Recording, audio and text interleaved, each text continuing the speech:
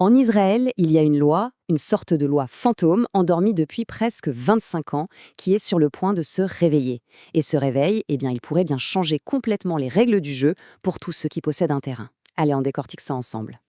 Voilà la question qui change tout. Imaginez un peu, cet actif considéré comme le plus sûr, cette parcelle de terre que l'on pensait intouchable, qui se transforme tout à coup en une dépense annuelle récurrente. C'est exactement le scénario qui se profile à l'horizon en Israël. On parle ici du Mas Rouche, l'impôt foncier israélien. Ce n'est pas une taxe qui sort de nulle part, non. C'est le retour d'un impôt que beaucoup de gens pensaient définitivement enterré.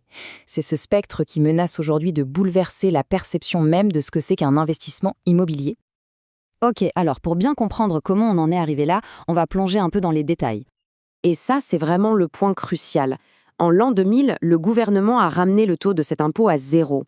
Il l'a mis en sommeil, en quelque sorte. Mais attention, la loi, elle, n'a jamais été supprimée, jamais abrogée. Et c'est ce qui rend son retour si simple d'un point de vue légal. Il suffit juste de changer un chiffre, de passer de zéro à autre chose. Pour bien saisir l'enjeu aujourd'hui, un petit retour en arrière s'impose. Après tout, c'est souvent en comprenant le passé qu'on arrive à mieux anticiper ce qui nous attend. Alors, il faut savoir que l'idée d'imposer la propriété, ce n'est pas nouveau du tout. Ça remonte même à l'Empire ottoman, ça a continué sous le mandat britannique, mais c'est en 1961 que la loi moderne, celle dont on parle aujourd'hui, a vu le jour. Et après des décennies de critiques, elle a finalement été gelée en 2000. Ça a créé une sorte de parenthèse de 25 ans, une parenthèse qui est clairement sur le point de se refermer. Le Mas Rechouch, c'était donc un impôt sur la simple détention, pas sur la vente ou l'achat. L'idée derrière, elle était double. D'abord, bien sûr, générer des revenus pour l'État, mais aussi, et c'est important, inciter les propriétaires à construire, à développer leurs biens, plutôt qu'à les laisser dormir en attendant que leur valeur grimpe. Et attention, le champ d'application était vraiment large. Ça ne concernait pas que les terrains nus. Ça touchait aussi les bâtiments, le matériel industriel, et même les stocks des entreprises. C'était un impôt qui était très présent dans le paysage économique de l'époque. Ce qui était assez ingénieux avec cette loi de 1961, c'est qu'elle fonctionnait avec un double mécanisme, le bâton et la carotte. D'un côté, le bâton, l'impôt qu'il fallait payer. De l'autre, la carotte, l'argent de cet impôt, servait à financer un fonds d'indemnisation, notamment contre les dommages de guerre. En gros, en payant l'impôt, on s'assurait auprès de l'État. Il y avait un lien très direct entre la contribution et la sécurité.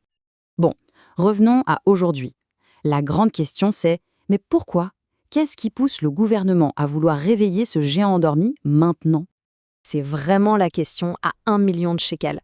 Parce que ce calme plat a duré si longtemps que ça a créé un faux sentiment de sécurité chez beaucoup d'investisseurs. Et ce sentiment est en train de voler en éclats. En fait, les raisons sont multiples. La première, la plus évidente, c'est un besoin colossal d'argent pour l'État, notamment pour financer les dépenses de défense. Ensuite, il y a une vraie volonté de calmer la surchauffe du marché immobilier et de décourager la spéculation. Et enfin, il ne faut pas oublier la pression d'organisations internationales comme l'OCDE qui recommandent souvent ce type de fiscalité. Et là, attention, on ne parle plus de rumeurs ou de spéculations, c'est du concret.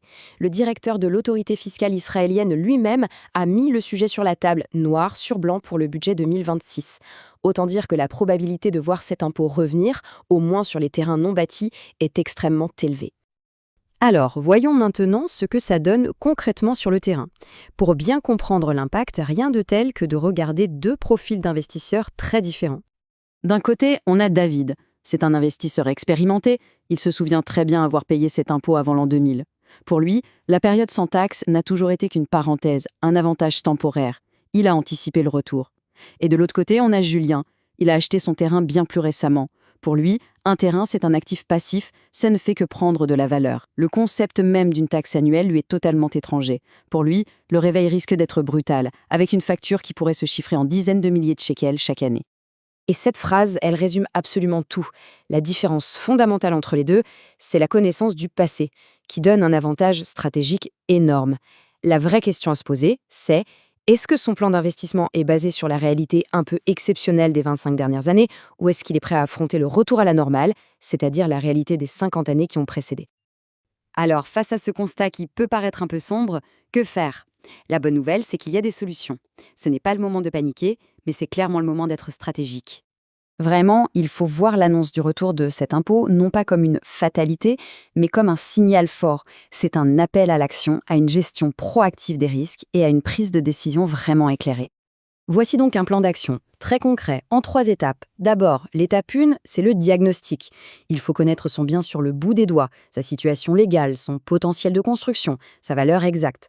Ensuite, étape 2, on analyse les alternatives. Est-ce qu'il faut construire, vendre, s'associer? Et enfin, on arrive à l'étape la plus cruciale.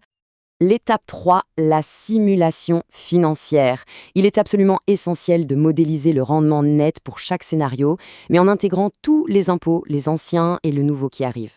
C'est seulement avec cette vision à 360 degrés qu'on peut prendre une décision vraiment éclairée et non une décision dictée par la peur ou la panique. Finalement, le retour de cet impôt nous pose une question bien plus fondamentale sur l'investissement en général. Le paysage fiscal, il est en mouvement constant.